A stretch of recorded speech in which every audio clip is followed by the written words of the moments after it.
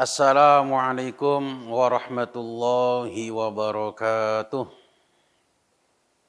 Alhamdulillahi rabbil alamin. Allahumma salli ala Muhammad wa sallim. Allahumma salli ala Muhammad wa sallim. Allahumma salli ala Muhammad wa sallim. Allahumma salli ala Sayyidina Muhammad salatan taghfiru bihal dhunub wa tuslihu bihal qulub wa tanqaliqu bihal unsub wa talinu bihas su'ub wa ala alihi wa sahbihi wa man ilaihi mansub. Pemirsa, pemerhati kaum muslimin muslimat, mukminin mukminat dimanapun Anda berada, yang terhormat dan yang kami hormati, yang mulia dan yang kami muliakan. Pada kesempatan ini, saya akan sedikit mengkaji tentang hadis dari kitab Al-Arba'in, yaitu hadis yang ke-9. Bismillahirrahmanirrahim. An Abi Hurairah Abdurrahman bin Sahr radhiyallahu ta'ala anhu. Dari Abu Hurairah Abdurrahman bin Sahr, semoga Allah meridhoinya. Qala, beliau berkata, Abu Hurairah berkata, Sami'tu Rasulullah sallallahu alaihi wa alihi wasallam yaqul, saya mendengar Rasulullah sallallahu alaihi wasallam beliau bersabda. Sabdanya, ma nahaitukum anhu fajtanibuhu. Apa-apa yang aku larang pada kalian, maka jauhilah. Wa ma amartukum bihi fa'tu minhu mastata'tum. Dan apa-apa yang aku perintahkan pada kalian, maka laksanakanlah semampu kalian. Fa innama ahlakal ladzina min qablikum kasratu masailihim wa ikhtilafuhum ala anbiya'ihim. Maka sesungguhnya yang membinasakan pada kaum sebelum kalian adalah banyak bertanya dan berselisih dengan para nabinya. Rawahu Bukhari wa Muslim. Rawahul Bukhari wa Muslim. Pemirsa, pemerhati Qalbun Salim dimanapun Anda berada. Pertama adalah ma nahaitukum anhu fajtanibuhu. Ai ijtanibuhu jumlatan wahidatan. Artinya apa-apa yang telah aku larang pada kalian, maka jauhilah secara totalitas.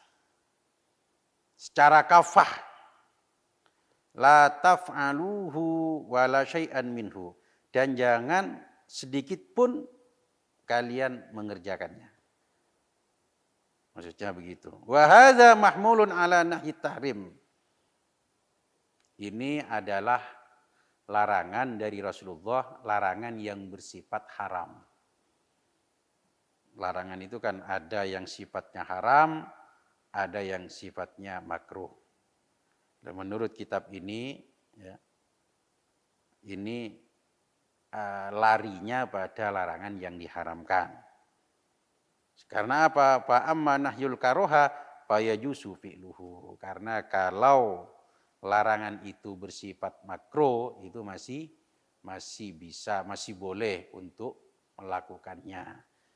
Nah, ini dalam hal ini. Tapi ada yang mengatakan, menafsiri hadis ini ya larangan yang bersifat haram juga larangan yang bersifat makruh. Tapi kalau saya ikut yang pendapat yang di sini bahwasanya larangannya di sini adalah larangan yang bersifat haram. Seperti zina, minum minuman keras, berjudi, memakan harta riba, dan lain sebagainya. Ini apa-apa yang sudah dilarang oleh Rasulullah Sallallahu Alaihi Wasallam, maka kita harus menjauhinya secara totalitas. Jumlatan wahidatan, secara totalitas. Jadi nggak ada ceritanya, oh saya tak minum minuman keras sedikit saja, 1 gelas kecil saja, nggak bisa. Nggak boleh tetap. Namanya larangan, nggak boleh, nggak ada istilah nyicipi, nggak ada. Karena kalau masih ada istilah nyicipi, nyicipi sidik gitu aja. Ini tidak termasuk mengikuti tidak termasuk menjauhi larangan. Artinya dia masih dalam kategori berbuat kemaksiatan. Begitu. Contoh misalnya lagi berjudi nggak boleh. Nggak ada istilah sedikit saja, setengah jam saja, nggak lama-lama kok. Nggak bisa. Kalau larangan sifatnya harus totalitas. Apa yang dilarang oleh Rasulullah Sallallahu Alaihi Wasallam kita harus menjauhinya secara sesemuanya, jumlatan wahidatan. Gak boleh ngerjakan sedikit-sedikit, gak boleh. Berzina gak boleh, haram, tidak diperbolehkan berzina, maka gak boleh. Saya tak masukkan separuh saja, tak lepuknya setengah senti wae, gak boleh. Gak ada istilahnya melepuknya setengah senti, rong senti lepuknya, gak boleh semuanya. Ya. Karena ini sifatnya larangan. Kalau larangan kabeh harus ditinggalkan. Gak boleh sedikit pun untuk melakukannya. Begitu. Ini pertama yang harus kita jadikan catatan. Jadi ketika ada larangan, maka harus dijauhi secara keseluruhan. Gak boleh ada istilahnya nyicipi, ngelakukan sedikit. Saya tak menjauhi larangan semampu saya. Gak boleh, gak ada itu istilah itu. Tegas di sini ya, tegas, mutlak gak boleh melakukan larangan tersebut. Gak boleh keridat melakukan sedikit demi sedikit, gak boleh. Itu. Kemudian lagi yang bisa kita ambil kepahaman lagi bahwasanya Rasulullah sabdanya begini, manahaitukum anhu fajtanibuhu. Apa yang aku larang. Lah ini harus jadikan garis bawah ini. Apa yang aku larang kata Rasul. Fajtanibuhu, jauhi. Nah, apa yang aku larang. Tapi kalau tidak dilarang, ya enggak masalah. Yang dilarang oleh Rasul jauhi. Lah ini kadang orang ada yang punya kepahaman bagaimana? Rasul enggak melakukan, berarti enggak boleh. Enggak seperti itu. Wah ini berbuat ini, Rasul enggak melakukannya, kita enggak boleh melakukannya. Loh, enggak seperti itu. Yang diperintahkan untuk menjauhi, kita enggak boleh melakukannya, itu adalah larangan. Bukan sesuatu yang tidak dilakukan oleh Rasulullah. Wah, tendulur. Sekarang kan dipelintir, sekarang PDW. Contoh, muludan enggak boleh. Kenapa? Rasul enggak mengerjakan. Lah kalau Rasul enggak mengerjakan, memangnya kita enggak boleh untuk mengerjakannya. Yang enggak boleh dikerjakan itu larangannya Rasul. Ngoten lho. Larangannya Rasulullah. Itu yang enggak boleh kita kerjakan. Gitu. Bukan sesuatu yang tidak dilakukan oleh Rasul. Ini kan dipelintir-pelintir ini loh. Ini yang bikin kacau ini semacam ini. Jadi kalau ada orang mengatakan, oh mulutan nggak boleh karena Rasul nggak mengerjakan, kita harus menjawab. Kenapa? Bagaimana jawabannya? Tapi Rasul kan nggak melarang. Hadisnya kan manahaitukum fajtanibuhu. Hadisnya itu sesuatu yang dilarang, tuono jauhi ono itu loh. Itu yang harus kita perhatikan itu. Mulutan, tahlilan dilarang-larang, dibitah-bitahkan. Kenapa Rasul enggak mengerjakan? Rasul nggak mengerjakan itu bukan berarti tidak boleh. Gitu loh. Sekali lagi yang harus kita jauhi itu manahaitukum. Awas, ini dicatat manahaitukum fajtanibuhu. Apa yang aku larang itu hendaknya kalian jauhi. Gitu. Repot sekarang. Ini Rasul nggak mengerjakan, kita nggak boleh mengerjakannya. Loh, itu hukum tekondi. Lu hadisnya harus kena itu. Mana hitukum? Apa yang aku larang? Sekarang muludan kan tidak dilarang oleh Rasul. Tahlilan kan nggak dilarang oleh Rasul. Mengerjakan ya nggak ada masalah toh. Repot kan sekarang ini. Repot hadisnya kan hadis itu yang dicekalan nanti ya kullu bid'ah dolalah itu. Repot ini. Baik pemirsa, pemerhati Qalbun Salim dimanapun Anda berada. Kita lanjutkan setelah pariwara berikut ini.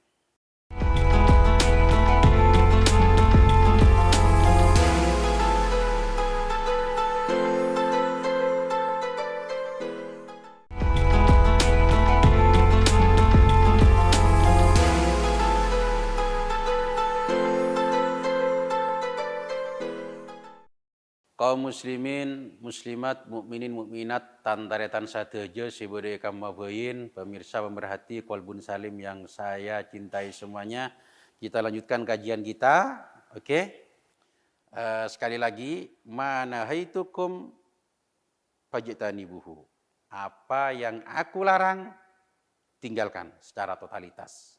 Gak ada istilah sedikit-sedikit, gak ada harus semuanya. Kalau larangan, harus dijauhi secara totalitas.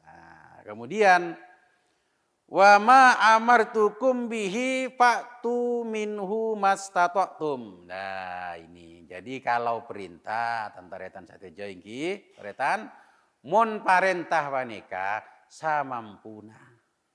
Iki. Jadi kalau perintah itu semampunya. Semampu kita kalau perintah itu. Itu bedanya antara perintah dengan larangan. Kalau larangan harus dijauhi secara totalitas. Tapi kalau perintah sesuai kemampuan kita, ini luar biasa. Ya. Luar biasa. Secara kemampuan kita kalau perintah. Nah, sehingga bagaimana? Di dalam masalah ini, fihi masailu. Dalam permasalahan ini ada beberapa masalah. Apa saja? Minha. Sebagian dari masalah tersebut, idza wajada ma'an lil wudu'i, ketika seseorang menemukan air untuk wudu, la yakfihi, yang tidak mencukupi untuk dibuat wudu, fal adharu, maka menurut pendapat atau qaul adhar, wujubu isti'malihi summa yatayammamu lil baqi. Pendapat atau qaul yang adhar itu bagaimana? Wajib menggunakan air tersebut dan sesisanya di situ bertayamum. Nah, ini gambaran-gambaran ya, implementasi daripada wa idza amartukum bihi fa'tu minhu mastata'tum. Apa yang aku perintahkan pada kalian maka kerjakan semampu kalian. Ini satu masalahnya apa? Kita, para rawuh, saudaraku semuanya yang ada di dimanapun Anda berada. Anda di suatu tempat punya air, katakanlah setengah gelas ini, ya, setengah gelas, anggaplah setengah gelas air. Ada air segitu untuk dibuat wudhu. Anggaplah kita punya air 1 gelas lah. Kita anggap 1 gelas ini kita anggap nggak cukup untuk wudhu yang secara biasanya aja nggak cukup kan? Anggap saja nggak cukup gitu aja. Walaupun sebenarnya kalau disiasati ya cukup gitu loh. Anggaplah kita punya air, gak cukup dibuat berwudu. Lah ini menurut pendapat qaul adhar bagaimana? Kita wajib menggunakan air yang gak cukup tersebut. Secukupnya. Misalnya hanya cukup air tersebut untuk membasuh wajah kita. Ya sudah. Basuh wajah kita. Selebihnya bagaimana? Tayamum. Itu. Jadi kita diperintahkan untuk wudhu, ya semampu kita wudhu kita. Ada air cuman cukupnya untuk membasuh wajah. Ya sudah, basuh wajahnya. Habis dibasuh wajahnya, tayamum. untuk anggota setelahnya itu tayamum. Jadi kan masih ada sisa apa ini? Tangan belum dibasuh, kepala belum diusap, ya, kaki juga belum dibasuh. Lah ini bagaimana untuk tangan, kepala dan kaki? Ini dengan sistem tayamum. Itu, saya mampu nih, saya ini banyu cukup nggo wajah. Ya wajah doa dibasuh, mari dibasuh ya berarti dilapi, mari tayamum. Ya wajah lagi yang ditayamumi, bukan kok tangannya tok, bukan. Tayamum tetap wajah dan tangan. Lah, tayamum ini tujuannya apa? Sebagai ganti anggota tangan, kepala, dan kaki. Tayamumnya seperti biasa, tayamumnya wajah dan tangan. Enggak ada nanti tayamumnya malah karena wajah sudah dibasuh, akhirnya tangan tok diusap. Boten saudaraku, tayamumnya seperti biasa. Namanya tayamum yaitu mashul wajhi wal yadaini biturabin, mengusap wajah dan kedua tangan dengan debu. Ngoten niku. Nah, itu loh. Jadi bukan berarti kita punya air hanya cukup untuk membasuh wajah, tinggalkan enggak usah wis kecuali enggak cukup gaya raup tok, gaya wajah tok. Berarti tayamum tidak. Qaul adhar ini ya. Ini bagaimana? Tetap kita di situ menggunakan air tersebut. Selebihnya sisanya ya tayamum. Atau kita ada air cuman cukup untuk membasuh wajah dan kedua tangan, gak cukup untuk kepala, gak cukup untuk membasuh kaki. Lah pripun?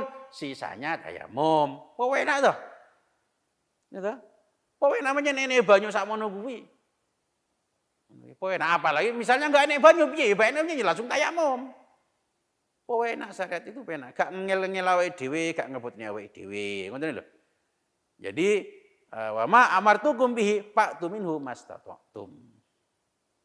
Apa-apa yang aku perintahkan kepada kalian, maka laksanakan, kerjakan semampu kalian. Gitu. Tapi itu qaul adhar. Ya. Kalau ada kata-kata qaul adhar, redaksinya qaul adhar, berarti itu terjadi khilaf. Berarti ada pendapat lain, lawan daripada qaul adhar tersebut, mengatakan bagaimana? Kalau ada air tidak cukup untuk dibuat wudhu, tidak cukup untuk dibuat berwudhu, maka langsung beralih kepada tayamum. Itu muqabil daripada al-adhar tadi. Tapi sekali lagi, qaul adharnya bagaimana?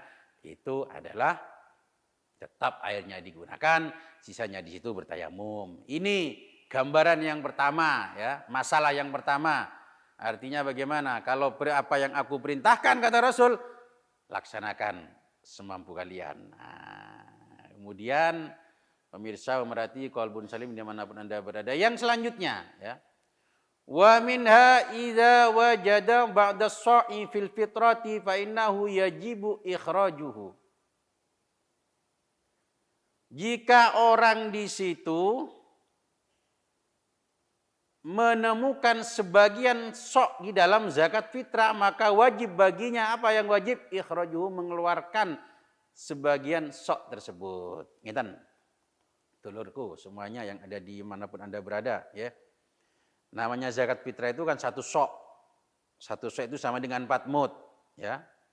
Nah, kemudian kalau kita konversikan ke ukuran kilogram, berarti itu terjadi khilaf. Ada yang mengatakan 2,5 kilo. Ada yang mengatakan 2 kilo 7 on. Yang berhati-hati berapa? 3 kilo. Yang berhati-hati. Nggak ada lah yang ukuran 3 kilo, Syafi'iyah itu nggak ada. Cuman untuk berhati-hati 3 kilo. Nah, oke. Sekarang misalnya kita berpijak kepada yang 2,5 kilo lah. Nah, gini. Ya. Misalnya, kita atau panjenengan, ya. Di situ punya waktu malam hari raya itu, punya cuman 1 kilo. Gitu loh. Sementara yang harus dikeluarkan kan 2,5 kilo zakat fitrah. Namun gada cuman punya 1 kilo. Ini bagaimana? Ya sudah 1 kilo itu dikeluarkan, mampunya itu. Terus yang 1,5 kilo bagaimana? Ya sudah enggak usah, sudah memang mampunya itu. Gitu loh. Ya, jadi itu bagaimana? Wa ma amartukum bihi fa'tu minhu mastata'tum. Apa-apa yang aku perintahkan, Rasulullah memerintahkan kita berzakat. Ya laksanakan semampunya. Kalau mampu 2,5 kilo, ya keluarkan 2,5 kilo. Lah kita enggak mampu, mampunya cuman setengah sok atau 1 kilo saja mampunya, ya sudah keluarkan 1 kilo itu. Gitu. Ini dalam kaidah fikihnya bagaimana? Al-maisur la yasqutu bil maksur. Ngoten lho. Jadi sesuatu yang mudah itu tidak bisa gugur dengan sesuatu yang sulit. Anda punya 1 kilo, yang 1,5 kilo nggak punya. 1 kilo itu nggak gugur gara-gara nggak ada yang 1,5 kilo gitu loh. Tetap keluarkan. Atau dalam istilah lain, redaksi lain, ma la yudraku kulluh, la yudraku kulluh. Sesuatu yang tidak bisa kita gapai secara totalitas, bukan berarti harus ditinggalkan secara totalitas. Kita nggak bisa menggapai 2,5 kilo, bukan berarti 2,5 kilo itu harus ditinggalkan semuanya, tidak. Mana yang mampunya? 1 kilo, ya 1 kilo. Ma la yudraku kulluh, la yudraku kulluh. Gitu loh. Loh, kaidah ini bisa kita tarik kemana-mana. Misalnya Anda sekarang lagi jomblo misalnya ya, Anda belum menikah misalnya. Ini bisa kita tarik kemana-mana kok. Misalnya Anda punya inginnya, cita-citanya ingin nikah dengan perawan misalnya. Golek ngalur ngidul gak nemu perawan. Yo gak nemu, yo nemu tapi perawan ini gak gelem, ngono lho. Utawa perawan ini gelem sampean gak gelem, ngono kuwi to. Wong lek kedaluwarsa kan begitu biasanya. Sulit untuk cari yang cocok kalau kedaluwarsa itu. Ada saja masalahnya. Dia mau, kita yang nggak mau, atau kita mau, dia yang nggak mau. Gitu aja. Kalau kedaluwarsa itu angel golek cocok ya. Gitu. Nah sekarang Anda mau mencari jodoh, golek punya cita-cita ingin menikah dengan perawan. Ternyata gak nemu-nemu, eneke rondo. Ngono lho. Rondo anak sito atau anak loro. Bagaimana? Ya sudah nikah dengan rondo itu tadi. Malah yudraku kullu, la yudraku kullu. Kita gak bisa menemukan perawan. Ya sudah, bukan berarti gak menikah. Nemu nih opo, nemu nih rondo. Ya wis rondo kuwi nikah ono. Apalagi Anda duda. Kalau Anda duda itu gak usah mengejar target yang lebih tinggi, sudah. Gitu ya. Wis duda golek perawan misalnya gak nemu-nemu. Ya pancen wis duda aja golek perawan. Ya. Ya sudahlah, saeneke gitu. Bahkan misalnya lancing wis kedaluwarsa misalnya wis ya. Joko istilahnya masih kedaluwarsa sudah. Golek jodoh, golek sing ngono gak nemu-nemu. Apa gak rabi? Tetep rabi yo sak nemune. Ngono kuwi. Enak. Gimana? Mala yudraku kullu, la yudraku kullu. Apa yang kita tidak bisa sesuatu yang tidak bisa kita capai secara totalitas, bukan berarti kita harus meninggalkannya secara totalitas. Ya saeneke, sak nemune. Nemu rondo anak loro ya kuwi sikaten. Maksudnya sikaten dinikah. Rondo anak siji ya sikaten. Enek rondo kempling ya sikaten gak apa-apa. Syukur-syukur nemu sing perawan. Misalnya gak nemu, ya gak usah nuntut sing rono-rono sak nemune gitu loh. Sing penting Anda cinta, dia cinta. Ngono lho kuwi lho ya. Jadi sekali lagi kita kembali kepada pokok permasalahan tadi. Kalau larangan maka harus ditinggalkan secara totalitas. Tapi kalau perintah maka kita kerjakan semampu kita. Oke, kita lanjutkan setelah pariwara berikut ini.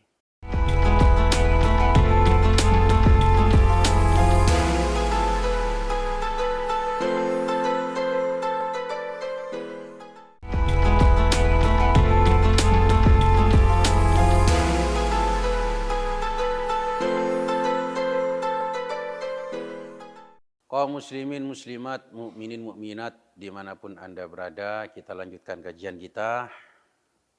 Untuk selanjutnya, masalah daripada wa ma amartukum bihi fa'tu minhu mastata'tum. Ini adalah wa minha idza wajada ba'da ma yakfi li nafaqatil qarib awiz zaujati awil bahimati fa innahu yajibu badluhu. Ketika seseorang itu menemukan sebagian sesuatu lah yang mencukupi untuk nafkah untuk menafkah keluarganya, istrinya atau hewannya, maka wajib untuk menyerahkannya. Misalnya begini, misalnya targetnya itu sehari itu kebutuhan keluarga itu mestinya kan 100.000, misalnya 100.000. Lah Anda cuman mendapatkan 50.000. Lah 50.000 itulah yang diserahkan. Itu karena apa? Karena mampunya Anda itu. Kemampuan seseorang hanya itu. Ya sudah, itu saja yang diserahkan. Bukan berarti opo-opo saiki lek blonjo sedina sewengi kuwi cukupe 100.000. Lah aku nemu 50.000 ya wis ora usah tak kekne pancen wis gak cukup. Akhirnya gak diserani digawe tuku rokok. Lah iku gak boleh, jangan. Digawe tuku liya-liyane ambek dhewe untuk dirinya gak boleh, jangan. Tetap serahkan yang 50.000 tadi. Karena memang mampunya segitu. Gitu loh. Misalnya sekarang bahima, contohnya bahima itu hewan lah. Artinya begini, Anda punya apa? Punya sapi, punya wedhus atau punya apalah hewan lah. Di situ mestinya satu hari biaya makannya hewan itu ya anggaplah 50.000 anggaplah. Lah Anda cuma dapat rezeki hari itu cuma 25.000. Bagaimana? Ya sudah 25.000 itu. Karena mampunya segitu. Gitu loh. Ini maksudnya ya, kita diperintahkan untuk menafkahi hewan kan gitu. Kalau kita itu ngingu hewan ya wajib untuk nafkahi. Lah Anda cuma punya segitu, ya sudah itu kasihkan. Itu bukan berarti harus gak cukup, berarti gak usah dikekne. Tidak, itu ya. Itu aja wajib untuk diserahkan segitu. Nah. Bi khilafi ma idza wajada ba'da raqabah fa innahu la yajibu itquhu anil kaffarah. Kenapa? Li'annal kaffarata laha badalun wa huwa as-shaumu. Nah, gitu. Jadi gini. Berbeda dengan permasalahan masalah kafarat. Seseorang di situ misalnya orang melakukan hubungan suami istri di siang hari di bulan Ramadan dengan sengaja ya. Ini kan ada kafaratnya. Apa kafaratnya? Yang pertama di situ itqu raqabah, memerdekakan hamba sahaya. Yang kedua di situ puasa 2 bulan berturut-turut. Kemudian yang ketiga di situ ngasih makan orang miskin. Nah, sekarang yang pertama ya, Anda mau memerdekakan hamba saya, Kak nemu-nemu. Ada seorang budak, tapi budak enggak murni. Sebagian merdeka, sebagian budak. Lah ini bagaimana? Apakah kita harus memerdekakan itu? Tidak. Nah, kalau ini masalah ini tidak. Kenapa kok tidak? Apa dengan bedanya tadi? Nah, bedanya begini. Kalau yang ini masalah budak ini ada gantinya. Kalau kita enggak mampu untuk memerdekakan hamba saya, gak nemu hamba saya sing murni, bagaimana? Pindah kepada puasa. Kan ada kafarat tingkat yang level yang nomor 2, yaitu berpuasa. Nah, kalau masalah ini tidak bisa dimasukkan ke situ. Artinya nanti, kalau begitu saya ada hamba saya sebagian merdeka, sebagian tidak. Itu aja yang saya merdekakan. Tidak. Enggak. Bagaimana? Ya jangan memerdekakan itu. Pindah bagaimana kalau kondisinya semacam ini? Pindah kepada level yang kedua yaitu as-shaum, berpuasa. Begitu. Jadi begitu para dulur. Nah, jadi intinya sekali lagi apa yang diperintahkan kita lakukan semampunya. Misalnya kita berwudu ya. Nyun sewu mudah-mudahan tidak terjadi kepada kita. Nyun sewu. Misalnya begini. Ada seseorang tangannya di sini terputus segini misalnya ya. Nah ini sementara wudhu kan dari tangan sampai siku segini, sampai bersama sikut di sini. Nah, tangannya terputus di sini. Ini bagaimana? Ya sudah yang basuh di sini aja. Karena mampunya membasuh di sini kan nggak ada hilang, ya hilang. Ya cukup di sini dibasuh di sini. Al-maisur la yasqutu bil maksur, sesuatu yang mudah maka di situ tidak gugur dengan sesuatu yang sulit. Nah, itu. Mampunya segini sepotong saja, ya sudah sepotong aja yang dibasuh. Ya memang di sini anggota ke sini enggak ada, ya sudah itu saja. Dalilnya apa? Dalilnya itu tadi wa ma amartukum bihi fa'tu minhu masata'tum. Itu dalilnya. Bukan berarti tangannya putus segini. Kalau wudhu berarti sini nggak usah dibasuh. Tidak, harus dibasuh. Itu loh. Sampai di mana kemampuannya? Ya sudah di situ. Ini lagi permasalahan masalah sholat. Ya. Kita diperintahkan untuk melaksanakan sholat. Ya kita kerjakan sholat semampunya. Artinya semampunya bagaimana? Begini. Kalau kita mampu berdiri, maka ya sholat berdiri. Tidak mampu berdiri, ya duduk. Tidak mampu duduk karena penyakitnya parah, berbaring. Ya. Tidak mampu berbaring, telentang. Ya. Kemudian isyarah dengan kedua matanya untuk rukun-rukun yang lain. Isyarah nggak mampu karena sudah sekarat, bagaimana? Hatinya yang mengisyarahi. Gitu. Kalau masih tidak mampu, ya sudah disolati berarti itu sudah. Itu sholat. Ini untuk sholat fardu loh ya. Untuk sholat fardu. Kenapa saya katakan sholat fardu, sholat wajib? Karena sholat fardu atau sholat wajib ini berdirinya itu menjadi rukun. Wajib berdiri kalau memang mampu. Tapi kalau sholat sunnah nggak harus berdiri. Anda misalnya mau sholat tarawih sambil duduk walaupun Anda nggak kena stroke, itu boleh-boleh saja. Anda mau melakukan sholat duha, Anda sehat, kakinya nggak ada bermasalah. Anda mau melakukannya dengan duduk, no problem. Sholat qobliyah, sholat ba'diyah, mau dilakukan dengan duduk, nggak ada masalah. Tapi pahalanya separuh. Gitu loh. Pahalanya separuh. Kalau sholat sunnah dengan berdiri itu pahalanya adalah 100 misalnya 100. Maka kalau Anda mengerjakan dengan duduk, maka pahalanya 50. Kalau dengan duduk 50, maka dengan berbaring, berarti Anda pahalanya cuma dapat 25. Begitu. Tapi kalau sholat wajib harus berdiri. Baru duduk kalau memang tidak mampu. Begitu. Harus berdiri. Bagaimanapun cara berdirinya. Misalnya, Anda melakukan sholat wajib. Anda mampu berdiri dengan cara kita bersandar. Ya sudah, berdiri dengan bersandar.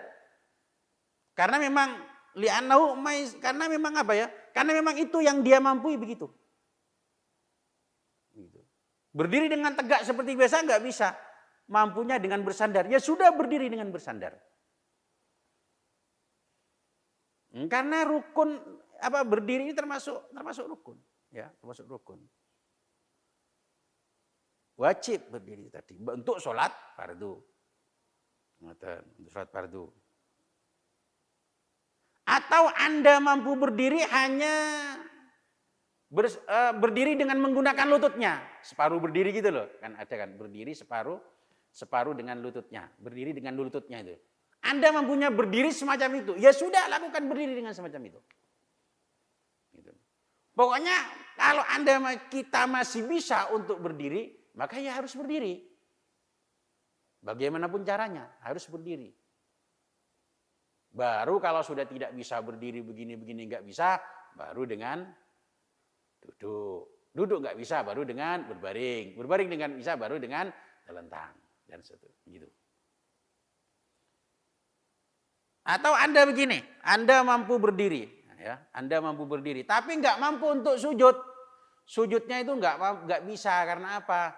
Duduknya juga nggak bisa karena mau sujud itu nggak bisa karena misalnya ada masalah dengan punggungnya, bagaimana gitu ya, sehingga nggak bisa sujud. Bagaimana? Ya sudah sholat berdiri, ya sholat berdiri. Jangan berarti karena saya nggak bisa sujud, akhirnya sholatnya duduk. Enggak, berdiri tetap sholatnya. Lah terus sujudnya bagaimana? Sujudnya ya diganti dengan semacam ruku. Berarti ruku, misalnya dia bisa ruku misalnya ya, bisa ruku. Ya sudah ruku satu kali, kemudian dia ketika mau sujud maka dengan ruku. Usahakan kalau memang bisa lebih rendah lagi, gantinya sujudnya itu tadi. Memang mampunya segitu. Jangan langsung duduk, Anda bisa berdiri langsung duduk. Kan ada kasusnya kadang di masjid-masjid, dia mampu sebenarnya berdiri. Karena agak sulit untuk sujud, akhirnya pergi ke masjid langsung duduk di kursi. Padahal dari rumah mampu berjalan. Padahal dia mampu untuk berdiri, akhirnya sholatnya karena nggak bisa sujud, akhirnya sholat sambil duduk di kursi. Lah ini ya nggak diperbolehkan bro, kayak gitu nggak diperbolehkan. Kenapa? Karena berdiri ini menjadi kewajiban. Kalau Anda nggak bisa sujud, ya sudah jangan sujud.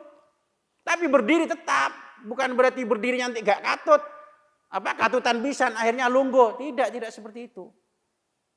Jadi wahai kaum muslimin dimanapun Anda berada, kalau memang Anda nggak bisa sujud, Anda nggak bisa ruku, itu bukan berarti Anda sholatnya duduk. Bagaimana sholatnya? Tetap berdiri. Sujudnya bagaimana? Rukuknya bagaimana? Kalau Anda sudah nggak bisa sujud, kalau Anda sudah nggak bisa rukuk, bagaimana? Cukup isyarah dengan lehernya, dingkluk-dingkluk gini, dingkluk-dingkluk kayak gitu, berdiri. Bukan berarti duduk di bangku loh. Ya, bukan berarti duduk di situ. Karena apa? Anda mampu berdiri. Ternyata lehernya juga ada bermasalah, ya. Kolesterol atau bagaimana, pokoknya gak enak wes gulune lah, bermasalah juga. Bagaimana? Tapi Anda mampu berdiri, ya tetap berdiri karena memang mampu berdiri, harus berdiri. Rukuknya bagaimana? Pakai isyarah dengan kedipan mata. Begitu mirsa pemerhati. Jadi kalau Anda masih bisa berdiri, maka sholat dengan berdiri. Bukan berarti Anda nggak bisa sujud, ya, Anda nggak bisa sujud, melakukan sujud, nggak bisa duduk dengan baik, akhirnya sholat duduk di bangku. Tidak, boten ngoten bro, boten ngoten. Tetap Anda berdiri, ya, tetap berdiri. Adapun sujud dan rukuknya itu sesuai dengan kemampuannya. Kalau nggak bisa mampu, nggak bisa rukuk, nggak bisa sujud, ya cukup dengan isyarah dengan gerakan kepala. Kalau nggak bisa dengan gerakan kepala, cukup dengan kedipan mata itu tadi. Kita lanjutkan setelah pesan-pesan berikut ini.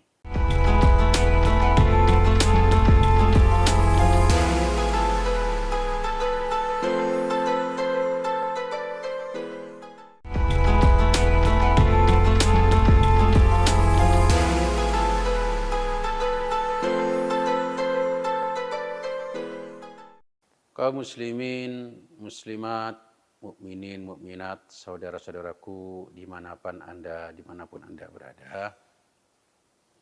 Saya ulangi sedikit lagi bahwasanya kalau perintah itu semampu kita. Kalau kita sholat, kalau sholat fardu ya, kalau kita masih bisa untuk berdiri, maka tetaplah berdiri. Jangan ngambil kesimpulan sendiri dengan duduk. Ya. Adapun sujud, rukuknya bisa dengan isyarah semampunya itu tadi. Kemudian lanjutan dari hadis ini, fa innama ahlakal ladina min qablikum kathratu masailihim wa ikhtilafuhum ala anbiyaihim. Sesungguhnya yang merusak kepada umat-umat sebelum kalian adalah mereka kakian takon, banyak bertanya dan berselisih dengan para nabinya. Nah, kemudian i'lam anna su'ala ala aksamin. Ketahuilah sesungguhnya pertanyaan itu ada beberapa bagian. Al-qismul awwalu, bagian yang pertama, su'alul jahil, pertanyaan orang yang tidak tahu. Ya, pertanyaan orang yang tidak tahu. Tidak tahu tentang apa? An faraidid dini, dari fardu-fardunya agama, dari kewajiban-kewajiban agama. Contohnya kal wudu'i, seperti wudu, wassolati, dan sholat, wassaumi, dan puasa. Kemudian wa an ahkamil muamalati, dan hukum-hukum daripada muamalah, wa nahwi dzalika, dan semuanya hal itu. Wa hadza su'al, ya, wa hadza su'al wajibun, dan pertanyaan semacam ini hukumnya wajib. Jadi sekali lagi, kalau masalah hadis itu tadi jangan dipangan entah, ya, dipangan entah. Hadisnya Fa inna ma ahlakal ladzina min qablikum kasratu masailihim. Akhirnya orang-orang dulu itu binasa, celaka itu karena terlalu banyak bertanya. Akhirnya takut bertanya. Tidak seperti itu. Semuanya itu ada pemilahan. Ngoten lho. Ada pemilahan, pertanyaan itu bermacam-macam. Pertanyaan itu. Jadi kalau pertanyaannya itu tentang masalah kewajiban sholat, ya harus tanya. Wa hadas su'alu wajibun. Pertanyaan ini wajib. Anda tidak mengetahui ilmunya sholat, ya harus tanya bagaimana hukumnya sholat. Bagaimana caranya sholat. Anda tidak tahu masalah hukumnya berkurban, tata caranya berkurban, ya harus tanya bagaimana caranya berkurban. Anda tidak tahu masalah hukumnya muamalah, ya harus tanya bagaimana cara muamalah itu tadi. Sekali lagi, wahadas soal, pertanyaan semacam ini bagaimana? Wajibun, hukumnya wajib. Wa alaihi humila qauluhu sallallahu alaihi wasallam, thalabul ilmi faridatun ala kulli muslimin. Dan atas pertanyaan inilah, ini yang dimaksud dengan sabdanya Rasul, thalabul ilmi faridatun ala kulli muslimin. Mencari ilmu itu wajib atas tiap-tiap orang Islam. Itu bahkan disitu disebutkan wala yasa'u al insana as-sukutu an dzalik. Di situ enggak ada dispensasi, enggak ada keringanan untuk manusia diam tentang hal itu. Enggak boleh meneng. Enggak iso masalah salat kudu takon, enggak boleh meneng. Enggak iso masalah head wong wedok kudu takon, enggak boleh meneng. Enggak ada dispensasi untuk diam, enggak enek kudu takon. Ya, kudu takon. Gitu. Pertanyaan semacam ini hukumnya wajib, ya, hukumnya wajib sesuai dengan sabda Rasul, thalabul ilmi faridatun ala kulli muslimin. Dan juga firman-Nya Allah, fasalu ahlad dzikri in kuntum la ta'lamun. Bertanyalah kalian, ahlad dzikri itu tafsirannya adalah ayil ulama. Bertanyalah kalian pada ulama jika kalian tidak tahu. Dan ojo meneng tok. Di meneng sing kleru yang ini ki. Dia gak ngerti masalah kewajiban-kewajiban agamanya, menang. Lah menangnya itu keliru, gitu ya. Menang sing keliru ya gitu. Harus tanya. Gak boleh gak bertanya, kudu bertanya. Kemudian wal qismus tsani, bagian yang kedua adalah as-su'alu 'ala tafaqquhi fid din. Bertanya tentang untuk memahami agama, la lil amal wahdahu, tidak hanya untuk diamalkan saja. Pertanyaan untuk memahami agama, bukan hanya untuk amal saja, ya, seperti halnya untuk menghukumi, untuk berfatwa dan lain sebagainya. Selain daripada sing fardu ain itu tadi. Lah ini bagaimana? Wahada fardu kifayah, dan ini hukumnya adalah fardu kifayah, gitu ya. Bagaimana sabda firman-Nya Allah Subhanahu wa taala, falaula nafara min kulli firqatin minhum tha'ifah liyatafaqahu fiddin. Ini kalau menurut keterangan Kiai Haji Said Akil Sirot, bagaimana ayat sini? Ojo kabeh nyalon dadi anggota dewan. Yo kudu enek salah sitok loro telu sing mondok mendalami agama. Ojo nyalon dadi anggota DPR kabeh, ngono iki untuk konteks sekarang ini, ya, ngono. Kemudian selanjutnya al-qismus salis, bagian yang nomor 3. Pertanyaan itu ayas ala an sayin lam yujibhu Allahu alaihi wala ala ghairihi.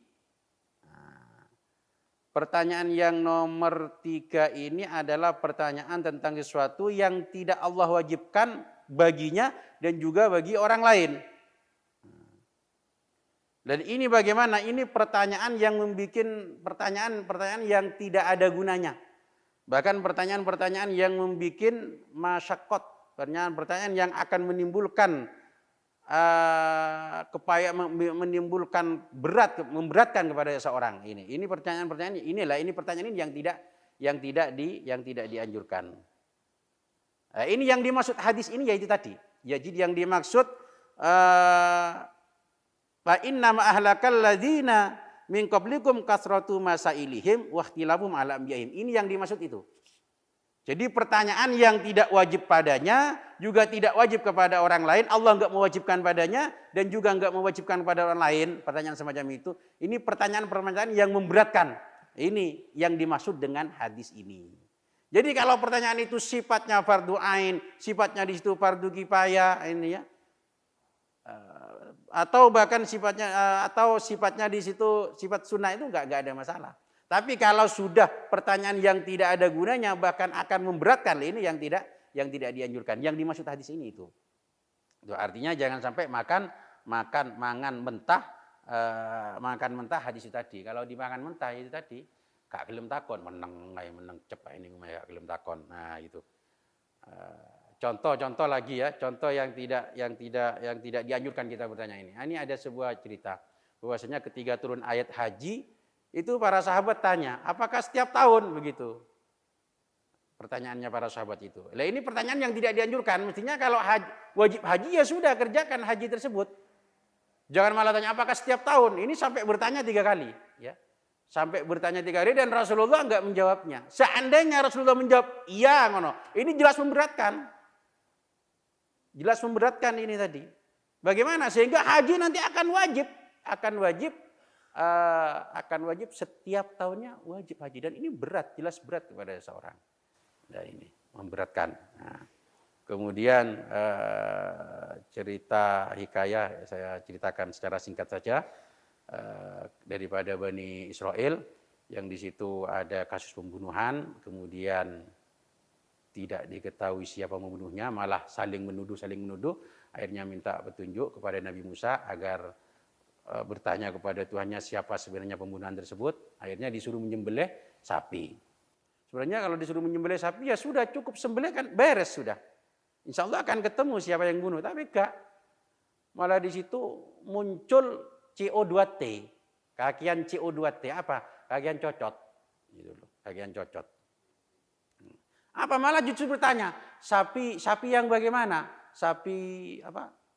Akhirnya memberatkan badannya. Sapinya bagaimana? Sapinya tidak terlalu tua dan juga tidak terlalu muda. Gitu loh. Kemudian setelah itu ditanya lagi warnanya bagaimana gitu. Ya akhirnya membesit lagi. Warnanya di situ sapi yang kuning tua, ya keemasan lah begitu. Kuning keemasan, kuning tua. Dan dipandang itu menyenangkan. Cik ditakoi mana? Ternyata nanti sapinya yang bagaimana? Sapinya yang di situ tidak pernah dibuat membajak sawah, tidak pernah mengairi air dan tidak ada belangnya. Akhirnya sampai Bani Israel itu tadi karena kakian CO2 itu tadi, kakian cocot itu tadi, meh dia nggak menemukan sapi yang ditunjuk tadi. Ya walau pada akhirnya tetap menemukan, tapi sulit menimbulkan masyakoh, begitu. Sehingga ditemukanlah sapi tersebut. Kemudian sapi itu tadi ada yang mengatakan ekornya, ada yang mengatakan betisnya dipukulkan kepada orang yang meninggal itu tadi. Akhirnya orang meninggal itu tadi hidup dan mengatakan bahwa siapa sebenarnya yang membunuh itu tadi. Gitu. Jadi pemirsa pemerhati, Qalbun Salim dimanapun Anda berada, inilah salah satu contoh pertanyaan yang kita tidak dianjurkan. Justru dengan pertanyaan inilah kita di situ akan diberatkan, gitu ya. Tidak diberatkan. Jadi sekali lagi hadis tentang kasratul masail itu tadi itu tidak mutlak, ya, tidak mutlak. Artinya ada pertanyaan-pertanyaan yang kita memang dianjurkan, pertanyaan yang wajib, pertanyaan yang fardu kifayah atau pertanyaan yang sunnah, gitu ya. Itu kita tetap di situ dianjurkan. Jadi kalau pertanyaan tidak ada anjuran sama sekali, itu kita tidak dianjurkan. Itu.